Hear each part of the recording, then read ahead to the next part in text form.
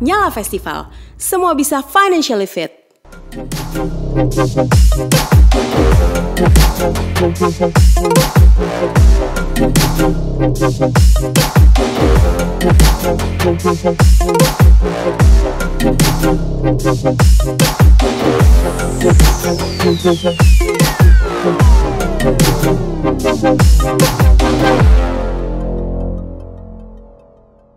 Sebelum kita akan ngomongin tentang branding tentunya hari ini, kita mau coba kulik-kulik terlebih dahulu mungkin ya.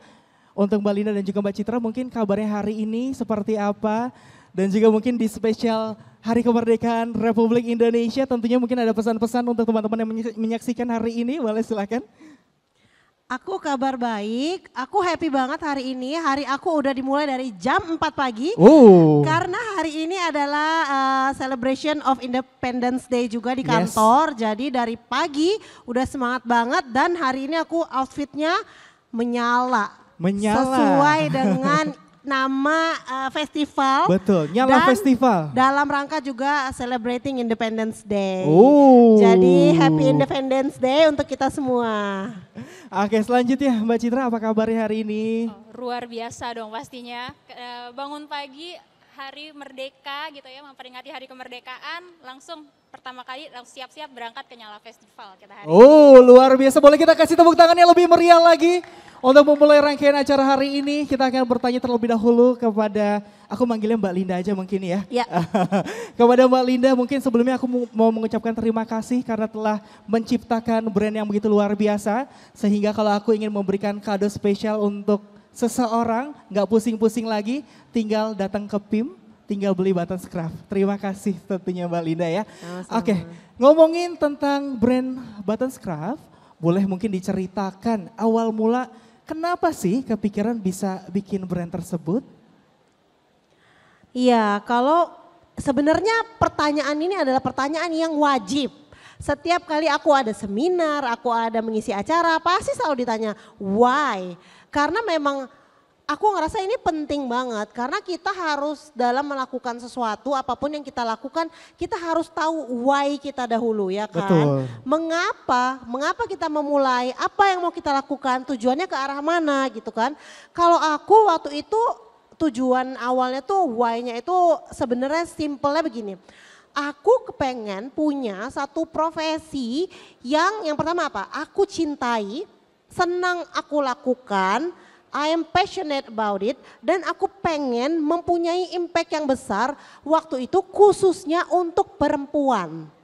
So I started to think apa yang bisa aku kontribusikan untuk market Indonesia ini.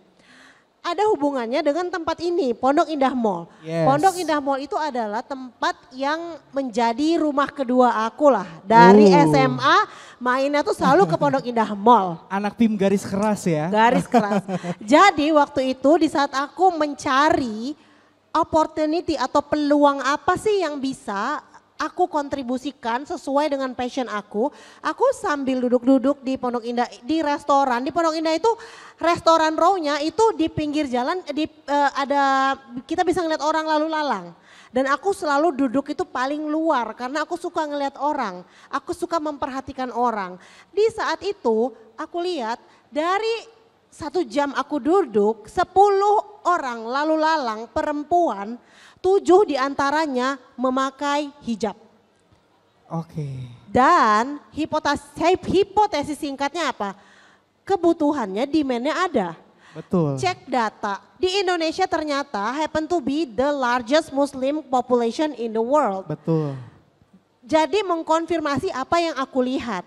Lalu melihat apa semua kenyataan itu, aku melihat kondisi saat itu di Pondok Indah Mall aja, salah satu mall yang terkemuka di Indonesia, di saat itu tuh tidak ada brand yang sangat serius untuk mengelola industri ini.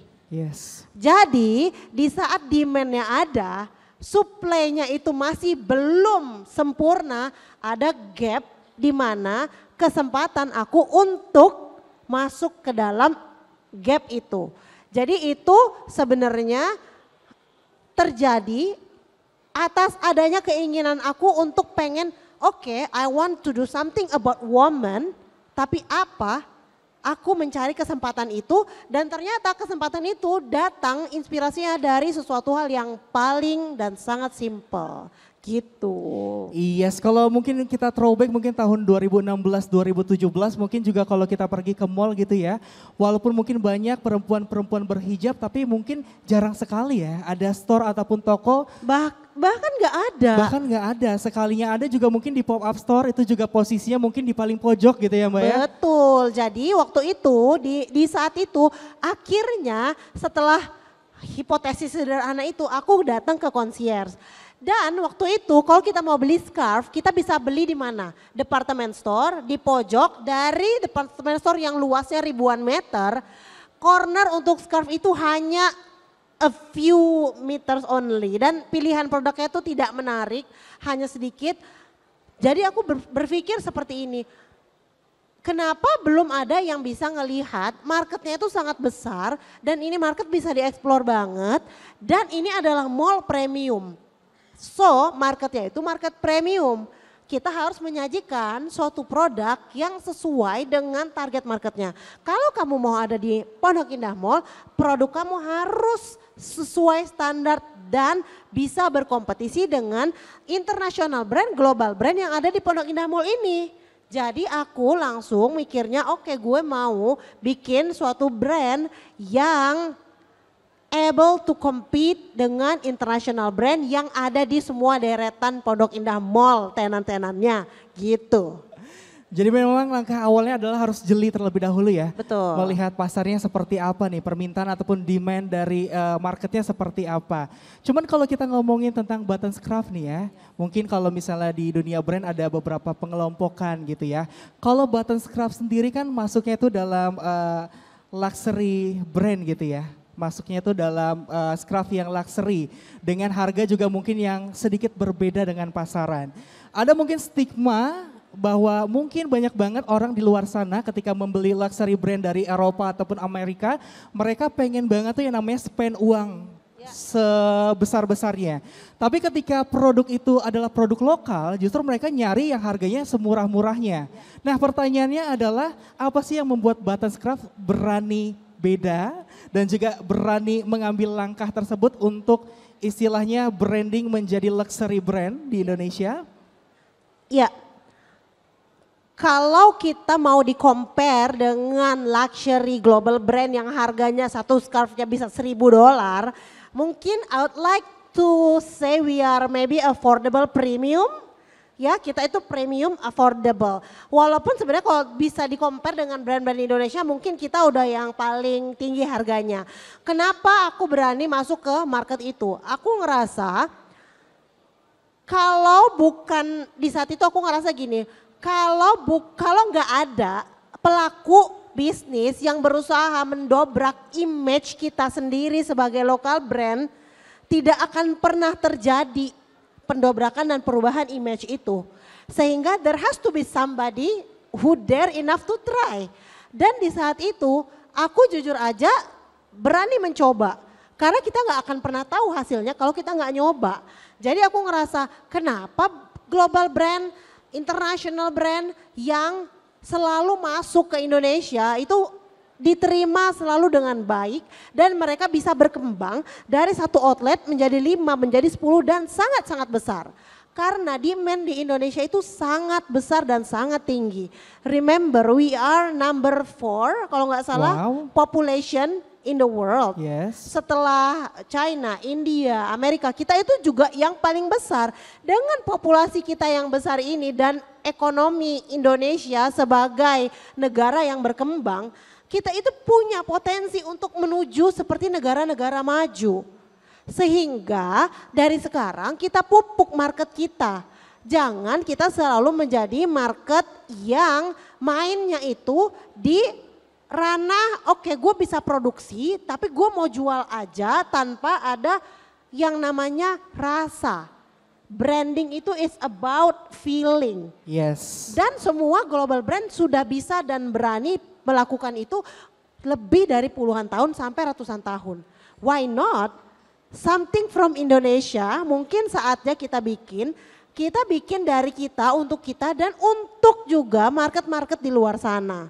Jadi aku mau mungkin kayak bilang ke teman-teman bahwa enggak selalu stigma bahwa apa yang datang dari luar itu lebih baik. Betul. Kita juga bisa mengusahakan untuk bikin sesuatu yang sama bagusnya atau bahkan lebih bagus. Why not? Karena Indonesia itu sudah lama menjadi negara yang memproduksi, menjadi produsen untuk global brand. Kita itu banyak banget mengekspor pakaian, mengekspor barang fashion. Tetapi dalam bentuk apa? Dalam bentuk OEM, kita hanya memproduksi dengan untuk digunakan sebagai label global. Sudah waktunya kita juga memproduksi, tetapi kita pakai brand yang juga born from Indonesia. Betul, jadi sebagai seorang pengusaha tentu langkah awalnya tadi harus berani melangkah gitu ya. Betul. Berani melangkah dan juga kalau kita ngomongin tentang Buttonscraft tentunya ini menjadi tolak ukur untuk brand-brand scraft lainnya karena biasanya itu apa yang dikeluarin sama Buttonscraft besokannya langsung ada lagi tuh yang mirip-mirip gitu, inspired brand luar biasa. Ngomongin tentang strategi bisnis nih Kak. Kita tahu kalau Buttonscraft itu tidak hanya ada di store-store offline saja, tapi juga sudah masuk ke online store dan juga bahkan pengiriman ke luar negeri juga sudah ada. Ditambah lagi mungkin sering banget kita lihat juga brand Buttonscraft ini jalan catwalk di berbagai acara Fashion Week, tidak hanya mungkin Indonesia ataupun Jakarta Fashion Week, ada juga pernah di New York Fashion Week dan juga mungkin di Istanbul. Apakah itu memang strategi awal yang sudah Mbak Linda pikirkan atau mungkin boleh diceritakan gak sih strategi awal branding dari brand Buttonscraft itu seperti apa? Iya, kalau ditanya strategi global expansion kita seperti apa dan apakah memang dari awal bagaimana strateginya untuk bikin Buttonscraft ini menjadi seperti sekarang. Jawaban aku tuh selalu dari awal aku kepengen bikin satu brand dengan yang mana tuh produknya itu bisa berbicara untuk dirinya sendiri dan bisa menjual dirinya sendiri. Artinya apa? Kita itu harus bikin produk yang benar-benar sebagus itu sehingga customer cannot resist anymore dan dengan produk yang bagus itu akan dengan mudah direkomendasikan ke teman, ke saudara, keluarga.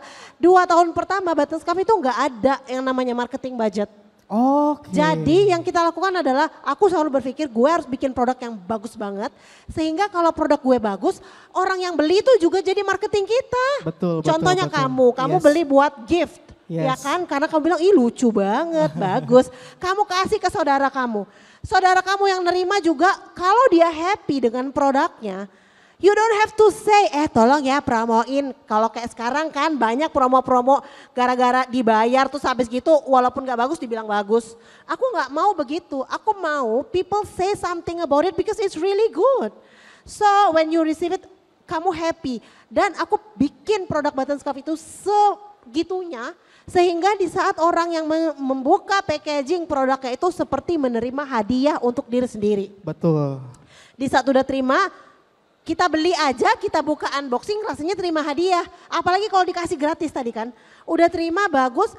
What I wanna do is I wanna say to my family, my friends, ada loh produk bagus banget. Namanya Buttonscraft. Nah, so kita hidup 2 tahun dengan cara word of mouth seperti itu. Jadi kita itu dicintai, banyak yang menggemari, banyak yang suka. Karena kita juga memberikan cinta kepada produk yang kita bikin. Sehingga cinta yang saya tanamkan dari hati, lubuk hati paling dalam-dalam membuat produk.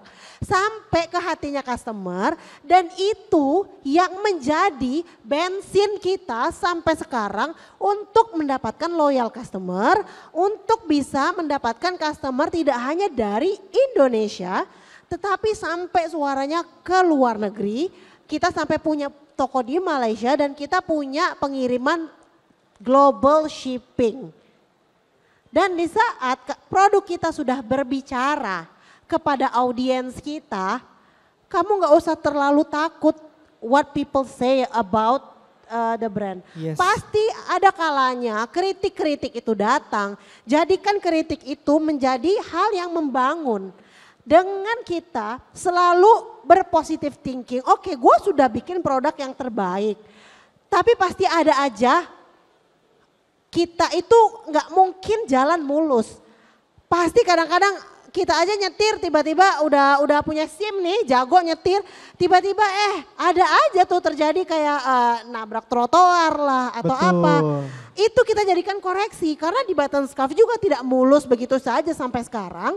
Di saat ada kerikil-kerikil kecil atau kerikil besar atau cobaan besar, jadikan untuk introspeksi diri. Introspeksi apa yang bisa aku improve untuk produk kita untuk lebih baik lagi. Kalau misalnya banyak komplainan dan segala macam, berarti apa? Customer kita mau ngelihat kita lebih maju lagi.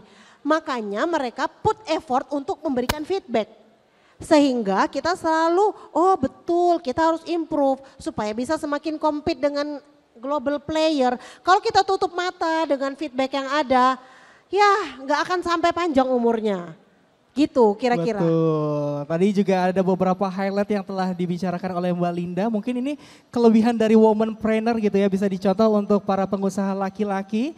Kalau biasa kita cuma menerapkan riset market aja, kalau womanpreneur tuh pakai feeling juga ya Mbak Linda ya. Feeling, perasaan harus benar-benar kayak ngaca dulu, Betul. gimana rasanya dan segala macam. Yes, makanya sukses di Button Scarf itu awalnya justru dari mulut ke mulut gitu ya Mbak ya. Ya. Yes, kita lanjut ke Kak Citra, mungkin tadi sudah kita berbicara cukup banyak tentang Button Scarf. Kalau dari Mbak Citra nih dari OCBC tentunya yang sudah sering banget nih ya ngobrol dan juga berkomunikasi dengan para UMKM gitu ya Mbak Citra ya. Mungkin pertanyaannya untuk Mbak Citra, berdasarkan pengalaman dari Mbak Citra sendiri, apakah biasanya tantangan yang dihadapi oleh para UMKM sendiri? Kalau kita ngomongin tantangan UMKM, mungkin kita di sini kaitannya dengan tadi ya go global gitu ya misalnya. Yes.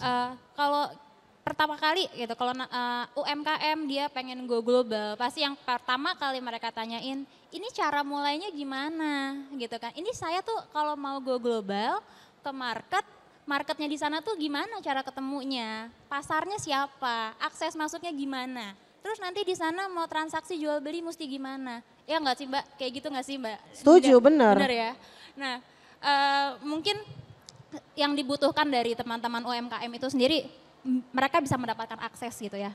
Tahu caranya di sana seperti apa, mempertemukan market di sana gimana, ketemu pasar di sana gimana gitu ya. Mendapatkan knowledge untuk belajar nih transaksi jual beli, diberikan pengetahuan umum gitu ya. Nah kebenaran juga nih sedikit sharing, OCBC itu sendiri kita memang punya program-program khusus yang bisa support untuk kawan-kawan UMKM kita. Di sini tuh kita mempertemukan, karena kan OCBC ini bank regional ya. Jadi kita selain ada di Indonesia, kita juga ada di Singapura, Betul. Malaysia, ada di Cina juga gitu ya, ada di Hong Kong. Nah kita tuh punya acara, kemarin kita udah sempat jalanin juga tahunan namanya One Connect Series. Di situ kita mempertemukan nasabah-nasabah OCBC Indonesia dan juga nasabah-nasabah OCBC kita di bank regional gitu. Nah di situ semua ketemu tuh, kemarin temanya setiap tahun selalu berbeda. Tapi di situ kita biasa mempertemukan jenis-jenis nasabahnya seperti apa. Mereka sharing, tukeran kartu nama, segala macam. Jadi akses mereka terbuka ke sana gitu. Terus selain itu kalau ditanya udah stop apa sampai situ aja? Enggak juga gitu. Karena mereka juga membutuhkan rekening. Nah uniknya juga kita itu mengeluarkan rekening bisnis. Jadi khusus rekening bisnis kita tuh sangat smart sampai dengan punya 13 mata uang. Jadi kalau nasabah mau transaksi dia tuh udah multi currency ya. Dia mau terima pembayaran dari regional, itu tinggal pilih mata uangnya apa aja, udah nggak pusing lagi mesti, aduh konversi kalau saya terimanya yuan, terima Hong Kong dollar nanti ada penurunan atau gimana jadi dia terima lebih kecil. Oh nggak usah, nggak worry, karena kita udah punya sendiri multi currency, dia terima yuan, masuknya ke yuan juga. Terima Singapura dolar, masuknya ke Singapura dolar juga. Nanti juga kalau misalnya memang sudah makin besar gitu ya, seperti Button Scarf, metode pembayarannya juga semakin banyak pilihannya. Dan itu semua kita bisa kontrol lewat satu aplikasi namanya OCBC Business. Di situ udah bisa kita bisa transaksinya bisa fleksibel, bisa kapan aja. Jadi bisnisnya di luar negeri, badan kita masih di Indonesia, kita masih bisa kontrol semuanya. Bahkan bisa jual beli falas itu gampang banget. Oke. Begitu. Luar biasa dan juga tentunya mungkin banyak sekali sobat menyala bisnis di sini yang penasaran dengan program-program ataupun layanan dari OCBC. Kita di rangkaian acara Nyala Fest ini juga sudah menyediakan booth dari OCBC ya. Betul. Nanti bisa dikunjungi booth yang sudah ada. Sebelah Bahkan kiri. bisa langsung mendaftar di Nyala Bisnis tentunya ya Mbak Betul Citra ya. sekali, Mas Reza. Oke, kita kembali ke Mbak Linda ngomongin tentang Buttonscraft yang memang sudah go global gitu ya. Seperti OCBC tentunya yang sudah ada di berbagai negara. Mungkin kasih tipsnya dong Mbak, di sini mungkin banyak para pelaku UMKM yang mungkin sudah dapat marketnya di Indonesia, tapi mungkin belum berani nih untuk melangkahkan kakinya untuk go global. Mungkin kalau tips-tips singkatnya aja nih dari Mbak Linda, apa sih yang harus dilakukan? Buat teman-teman, dari selama 8 tahun ini aku menjalankan peran aku sebagai entrepreneur, apa sebenarnya yang paling jitu atau Yes. top chair, aku sampai rangkumin nih buat teman-teman. Spesial. Apa yang kuncinya apa? Ada 3 sebenarnya. Yang pertama, ketekunan. Ketekunan itu penting banget. Emang katanya sepele, tapi itu tidak mudah untuk kita menjaga konsistensi ketekunan kita. Yang kedua, kita harus inovasi. Dan yang ketiga, kita harus berani untuk bermimpi yang sebesar-besarnya. Kenapa aku bilang harus bermimpi sebesar-besarnya? Karena kalau mimpi kita tidak besar, kita itu cepat puas dengan apa yang kita capai. Kalau kita itu mimpi besar, selalu ada yang belum dan ingin kita capai, yang membuat kita connect dengan yang kunci kedua, yaitu inovasi. Dengan kita terus berani berinovasi, artinya apa? Kita beradaptasi dengan perubahan. Tanpa kita beradaptasi dengan perubahan, kita tidak akan bisa menjadi brand yang sustain dalam jangka panjang. Jadi 3 itu kita gabungkan menjadi 1. Insya Allah kalau teman-teman meramu resep itu dengan benar dan dikolaborasikan dengan produk yang tepat, dan juga 1, kita harus benar-benar membuat satu produk atau jasa yang benar-benar menjawab kebutuhan target market kita. Dengan kita know your customer, seperti OCBC juga kan, pasti harus tahu tipikal customernya seperti apa. Aku atau kita sebagai pelaku usaha juga begitu. Yang paling penting, bahkan sebelum kita bikin produknya, kita tahu dulu target customer kita siapa. Itu yang paling penting justru ya. Segmennya apa? Kelas A sosialnya seperti apa, kelas B sosialnya seperti apa, C seperti apa. Dengan kita tahu segmen yang kita tuju, kita bisa mempelajari aspek-aspek kehidupan target market kita. Tidak sesepele itu. Kita pelajari sehingga kita betul-betul tahu apa yang dibutuhkan oleh customer kita, sehingga kita bisa meracik produk dan service sesuai dengan yang dibutuhkan target customer kita. Karena transaksi jual beli atau demand and supply itu hanya akan match kalau apa yang kita sajikan itu sesuai dengan apa yang dia butuhkan, dan akan beli kembali kalau apa yang kita sajikan melebihi dari ekspektasi mereka. Jadi mudah-mudahan teman-teman pelaku usaha sekarang sudah on the way mengkolaborasikan 3 kunci itu, sehingga kita bersama-sama bisa memajukan industri lokal Indonesia, tidak hanya melayani market lokal tetapi juga bisa going global together. Terima kasih. Boleh kasih tepuk tangannya, luar biasa. Kalau ngomongin tentang Buttonscraft nih ya, kalau di Indonesia udahlah pokoknya top of mind-nya kalau Scraft, Buttonscraft tentunya gitu ya. Bahkan kalau misalnya kita tahu mau launching produk baru, yang ngantri dari mall belum buka aja udah banyak banget ya Mbak Linda ya.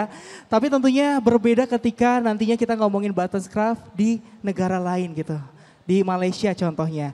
Tadi juga Reza sudah spill nih ke sobat menyala bisnis, katanya Buttonscraft akan buka di satu negara lagi selain Indonesia dan juga Malaysia. Mungkin boleh di-spill dikit.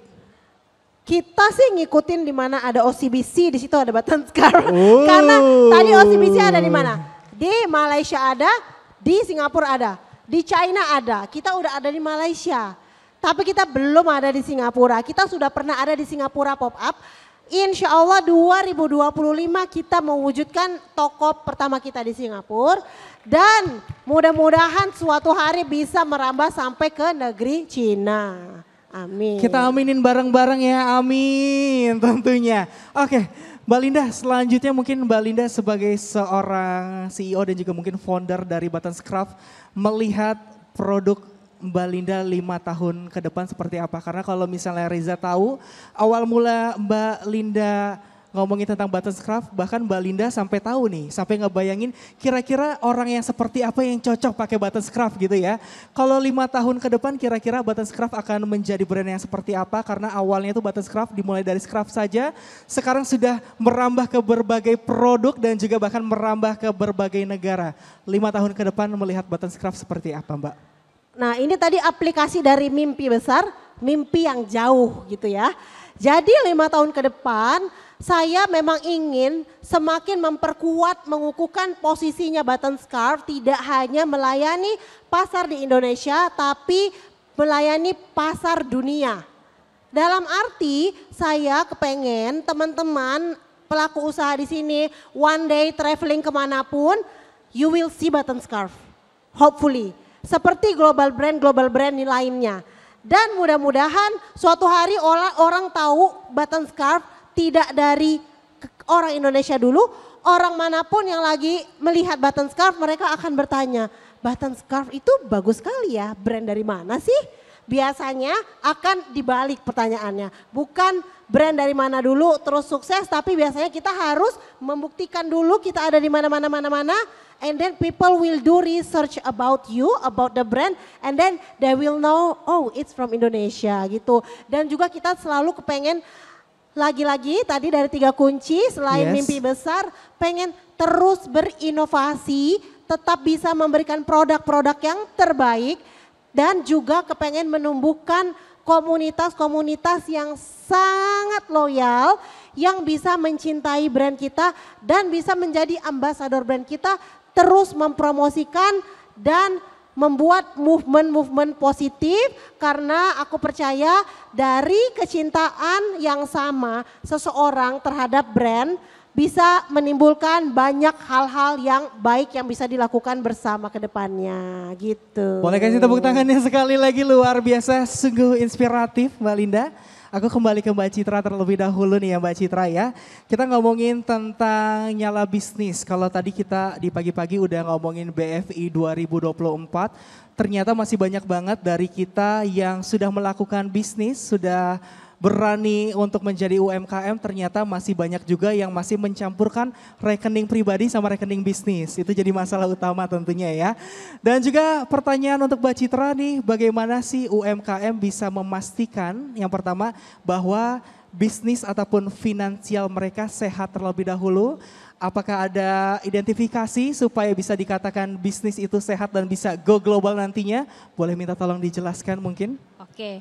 Makasih Mas Reza pertanyaannya. Ini memang pertanyaan yang paling unik ya. Gimana sih kita bisa memastikan kesehatan bisnis finansial kita gitu. Nah untuk teman-teman UMKM paling simple, paling pertama kali, paling mendasar gitu ya. Coba untuk dipisahkan dulu untuk rekening pribadi dan rekening bisnisnya. Itu dulu paling pertama kali gitu ya. Jadi biar kelihatan nih, jangan nanti terima untung dikit gitu ya. Diambil langsung buat bayar uang sekolah anak. Jadi nggak kelihatan gitu ya, berantakan jadi satu. Kita pisahkan dulu, itu mungkin yang paling basic ya. Jadi biar nggak kecampur aduk ya kali ya Mbak Linda ya. Terus yang kedua, mulai kalau udah terpisah, kita sudah punya rekening masing-masing gitu ya. Untuk bisnisnya, untuk pribadinya juga. Mulai merapihkan pencatatan keuangannya. Yang masih nyatet di kertas, sekarang udah maju, zamannya udah digital ya. Kita mulai beralih ke digital semua, juga menyiapkan bisnis kita sendiri biar aksesnya mulai mudah kemana-mana gitu. Nah yang paling menarik lagi, mungkin teman-teman UMKM bisa iseng-iseng cek kesehatan bisnis udah sampai tahap apa, itu bisa main-main di ruangmenyala.com. Di sana itu ada bisnis financial check up, bisa tahu skornya udah sampai mana, di part mana butuh diimprove.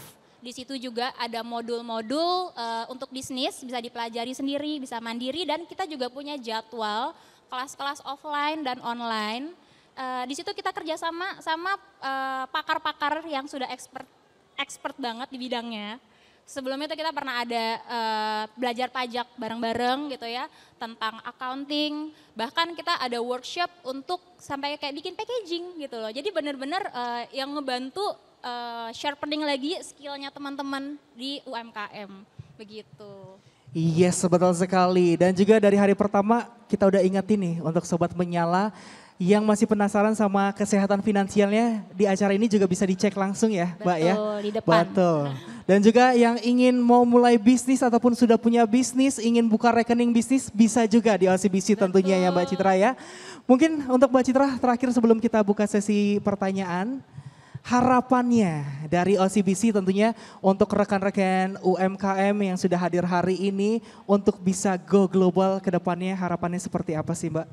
Oke. Tadi pagi mungkin kalau ada yang udah ikutan sesi pagi sempat membahas tentang skornya UMKM di Indonesia ya. Kita udah mulai naik sedikit nih dari tahun lalu gitu, tapi masih di ambang batas gitu. Harapannya pastinya kita pengen sama-sama UMKM Indonesia, OCBC juga pengen banget bisa support semuanya gitu ya untuk menguatkan lagi fondasinya gitu ke depannya. Tadi kita juga udah share ya gimana untuk bisa kesehatan bisnis itu bisa ditingkatkan.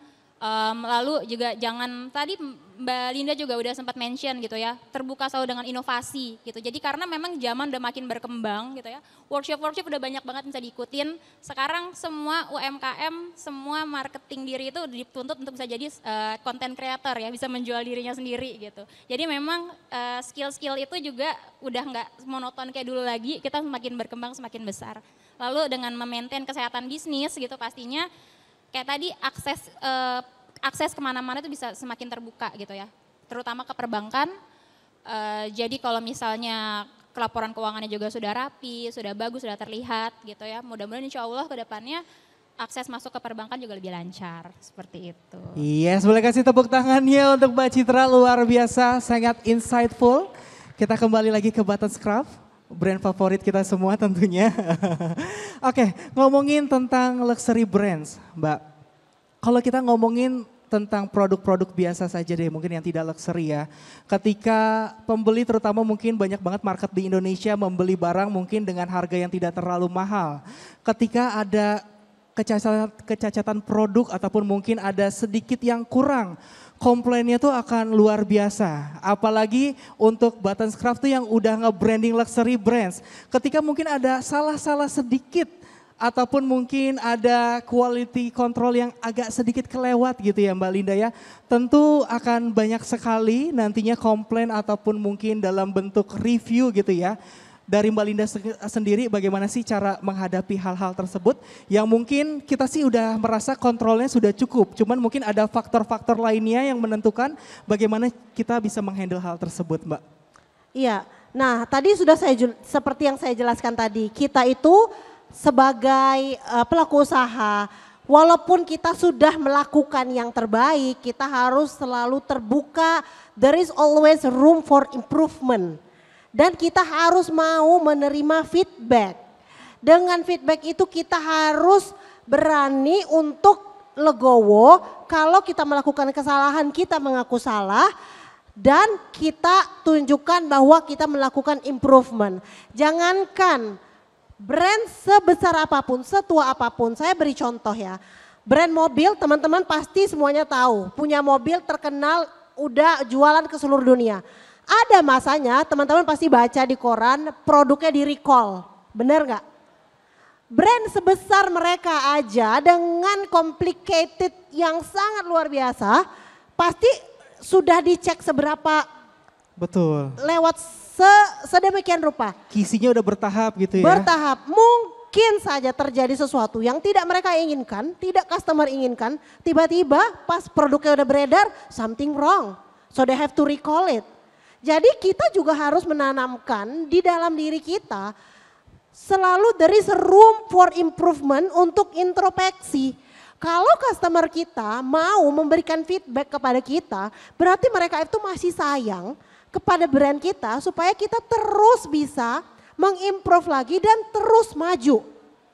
Bagi aku sangat happy kalau menerima feedback dan terima feedback itu sebagai room for improvement di masa yang akan datang dan tunjukkan bahwa kita adalah brand yang bertanggung jawab. Kalau kamu melakukan kesalahan, akui, perbaiki, bertanggung jawab.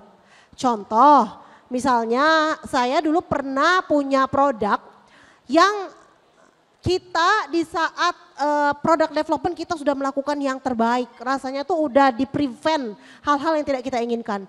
Tapi di saat produk itu beredar, ternyata ada suatu kesalahan teknis di bagian produksi sehingga membuat produk tersebut tidak sesuai ekspektasi kita, durability-nya.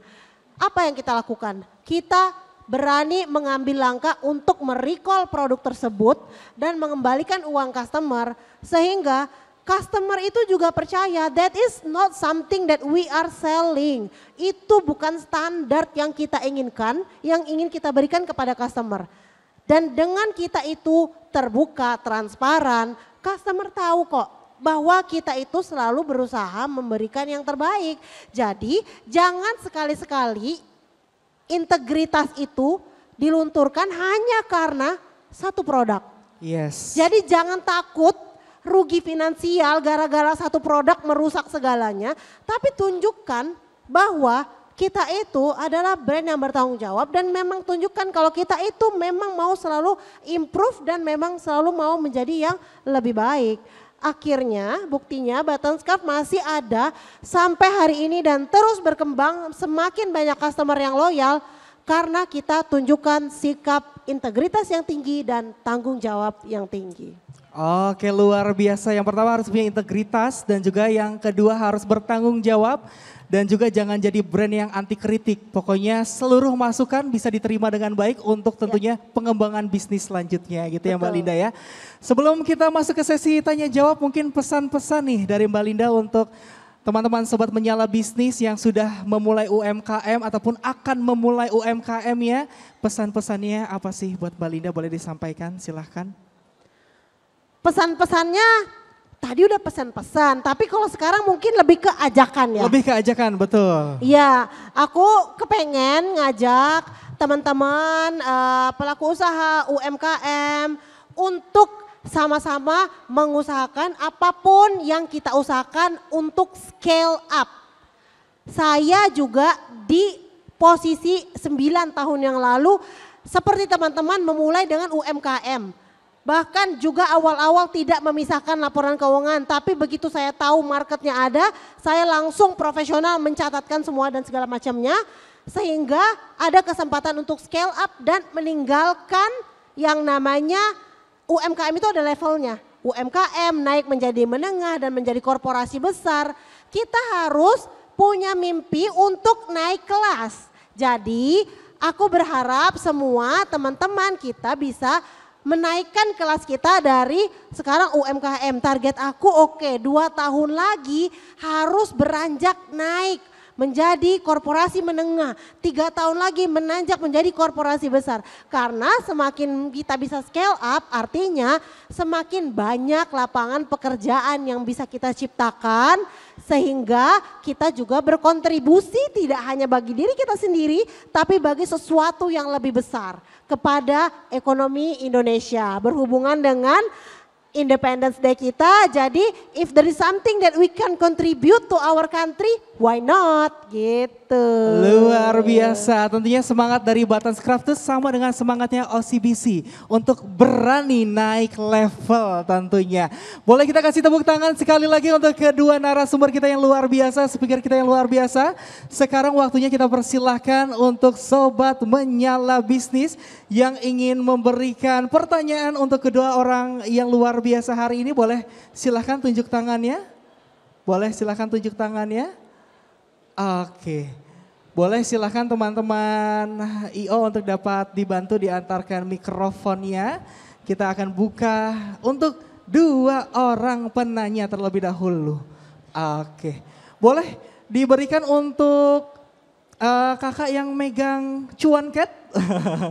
Yang megang cuan cat boleh silahkan. Oke. Oke, terima kasih banyak sebelumnya.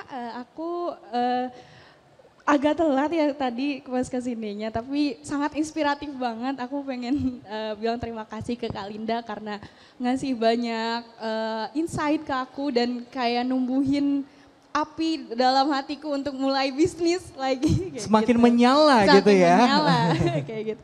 Oke, jadi pertanyaannya di sini sebagai founder dan CEO Button Carfest, bagaimana Teh Linda ini memastikan identitas brand lokal Button Carfest ini tetap autentik saat memasuki pasar internasional? Itu pertanyaannya. Terima kasih banyak, Oke, boleh mungkin langsung dijawab Mbak Linda? Ya, identity itu adalah who you are. And that is very important. Seperti yang aku bilang tadi pertama, kita harus tahu siapa yang kita tuju. Kalau kita tidak tahu target customer kita tidak tahu mau membuat produk seperti apa yang cocok untuk customer kita. Tadi kan kita udah tahu customer kita maunya siapa, mereka butuhnya apa. Tetapi there has to be a touch of signature untuk membuat kita itu berbeda dari apa yang sudah ada di pasaran sekarang. Dan itulah yang Button Scarf tanamkan dari awal, from day one. We put so many things that can make us different from others. Jadi Button Scarf dari awal aku pikirin sedemikian rupa sehingga bukan menjadi scarf biasa. Mulai dari packagingnya spesial, mulai dari bahkan sampai menjahit pinggiran scarfnya itu berbeda. Saya terinspirasi di saat 9 tahun yang lalu gak ada yang namanya scarf yang pakai laser cut seperti ini. Yes. Dan Button Scarf adalah yang pertama dan kita beri sentuhan signature lagi di setiap pinggiran scarf kita itu ada titik 3-nya karena inspired by the button. Button itu kenapa kancing? Karena kebetulan aku udah bingung mau namanya apa, akhirnya nama kancing dan aku jadikan itu ciri khas. Sesuatu hal yang menjadi ciri khas kita menjadi orang mudah mengenalnya. Selain itu aku tambahkan lagi touch of luxury sehingga di setiap scarf yang dibeli itu ada yang namanya emblem logo sehingga kemanapun kamu pergi dari jauh pun orang akan tahu yang kamu pakai itu Button Scarf. Of course at that time gak ada yang ngelakuin itu, sesuatu hal yang aneh. Tapi untuk mudah dikenali di antara banyak sekali jutaan pieces scarf yang ada di Indonesia, I have to be different. Dan itu yang works. Tapi usahakan to be different in a good way. Bukan berarti kita asal mau beda tapi secara fungsional jadi tidak bisa bermanfaat. Jadi tetap jaga fungsi utama dari produkmu, tapi berikan sentuhan-sentuhan ciri khas yang berbeda yang membuat kamu stand out of the crowd sehingga lebih mudah memperkenalkan produknya dan customer akan merasakan kebanggaan tersendiri di saat produk itu dikenakan. Seperti itu. Yes, kunci untuk mencari identity yang pertama know who you are dulu ya. Know who you are, know who your customer is. Yes. Dan berikan touch of identity di dalam produkmu sehingga produkmu itu di saat tag-nya udah dibuka, kita selalu beli baju, beli produk fashion tuh selalu ada hang tag. Betul. Kalau udah gak ada hang tag-nya lagi, terus labelnya dicabut, orang tahu dari mana kalau itu produkmu. Betul, betul. Disitulah kamu harus berpikir sekeras-kerasnya untuk bisa melahirkan produk yang bisa menjawab itu. Yes, terjawab tentunya ya dengan sangat jelas tentunya dari Mbak Linda. Kita buka satu orang lagi penanya mungkin dari UMKM yang juga sudah memulai bisnis. Boleh silakan, yang boleh kakak boleh berdiri silakan, yang menggunakan hijab berwarna hitam ya boleh silakan. Halo Kak, saya Disti ingin bertanya, yang saya lihat UMKM di Indonesia ini itu lebih takut resiko. Sebenarnya dia ada ide, ada modal, ada inovasi dan yang lain. Tapi dia tuh takut kayak gagal, takut mengambil resiko. Nah aku pengen tanya ke kakak, tanggapan kakak terhadap orang yang mau buka usaha tapi takut untuk mengambil resiko. Nah terus kedua, bagaimana caranya kakak membangun brand image dan brand awareness ke produk kakak, ke customer? Oke, ini jadi problem tentunya untuk orang-orang yang baru ingin memulai bisnis, biasanya ragu-ragu atau takut, boleh mungkin dijawab Mbak Linda? Takut mengambil resiko. I wanna say this, tapi aku minta maaf dulu sebelumnya. To be honest, entrepreneurship is not for everyone. And if you want to be an entrepreneur, kalau kamu mau punya usaha sendiri, mau melakukan suatu usaha yang berdiri di kaki sendiri dan punya produk, mengambil langkah, salah satu karakter yang harus ditanamkan di dalam diri adalah harus berani mengambil resiko. Jadi kalau kamu tidak berani mengambil resiko, mungkin jalan menjadi entrepreneur adalah bukan jalan pilihan yang terbaik. Which is fine. Tidak semua kita harus jadi entrepreneur. Apa jadinya Indonesia kalau semuanya mau jadi entrepreneur? Nggak ada yang kerja, ya. Jadi it's okay juga, nggak ada yang harus dipaksakan. Dan bukan berarti kalau aku bukan entrepreneur terus gue gagal gitu, nggak juga. Banyak orang yang meniti jalur karir dan sukses. Jadi there is nothing wrong with that bagi aku. Jadi tapi kalau mau jadi entrepreneur harus berani mengambil resiko, tetapi resiko yang terukur. Harus mengambil langkah tetapi tahu kalau langkah ini tidak berhasil, oke, I'm gonna do this and that. Jadi pertama-tama kalau dibilang oke, gue mau jadi entrepreneur tapi gue gak mau ambil resiko. Saran aku jangan jadi entrepreneur, semudah itu. Yang kedua, kalau bagaimana caranya menimbulkan awareness dan segala macam tadi. Jadi aku ceritakan di 2 tahun pertama. Banyak cara yang kita bisa lakukan untuk awareness, apalagi sekarang sangat mudah. Ada yang namanya digital marketing, ada semua. Dan digital marketing itu kita bisa pilih tujuan kamu mau apa. Kamu mau awareness, mau conversion, mau apapun itu, it's another different topic dan itu sangat kompleks.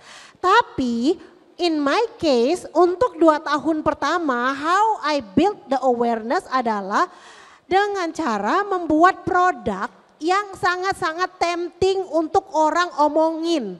Untuk orang omongin yang pertama paling gampang apa? Dari harganya yang mahal aja udah diomongin orang, percaya?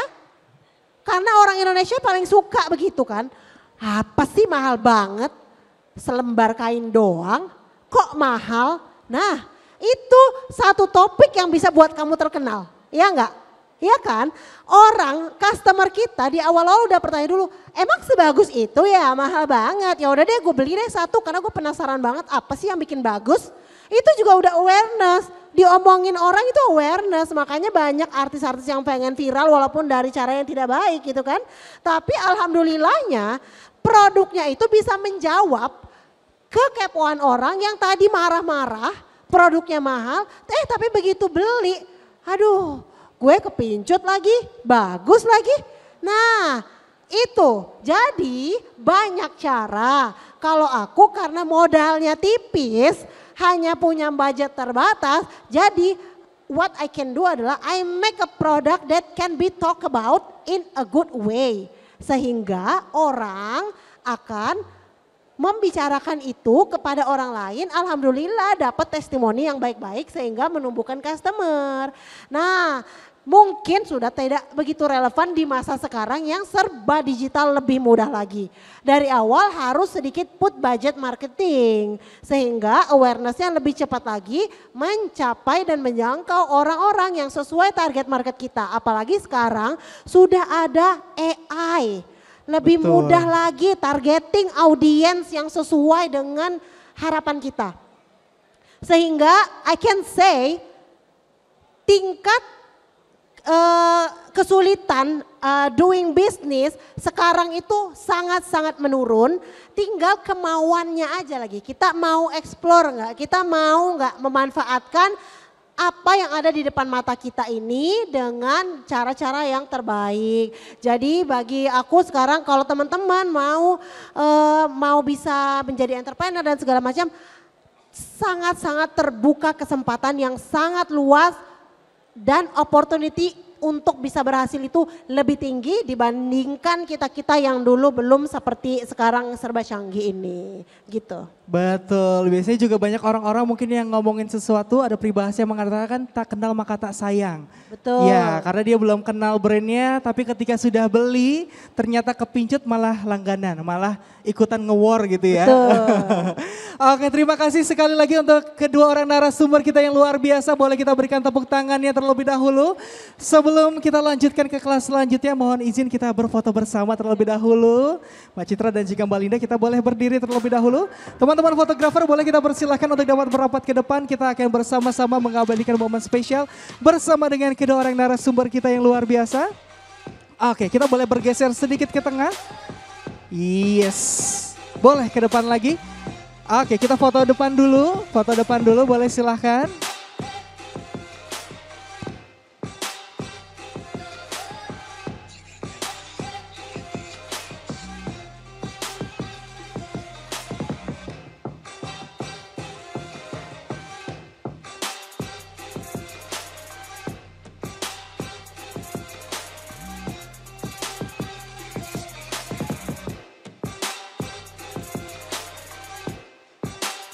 Selanjutnya kita mengajak Sobat Nyala Bisnis, boleh kita semuanya berdiri terlebih dahulu.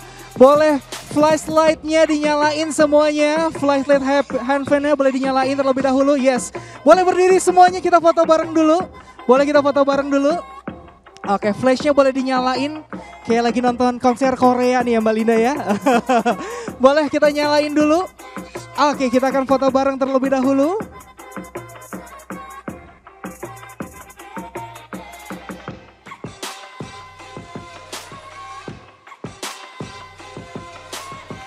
Oke, video ya, satu lagi kalau saya bilang nyala bisnis semuanya bilang cuan, cuan, cuan. Bisa ya?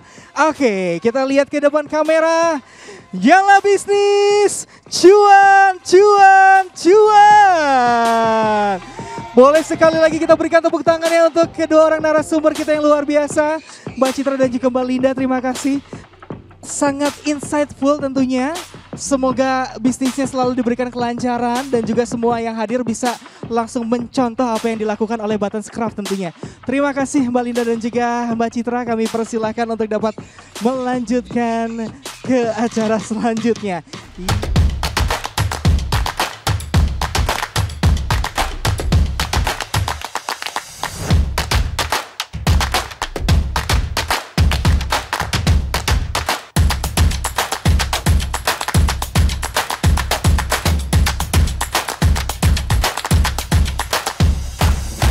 Nyala Festival, semua bisa financially fit.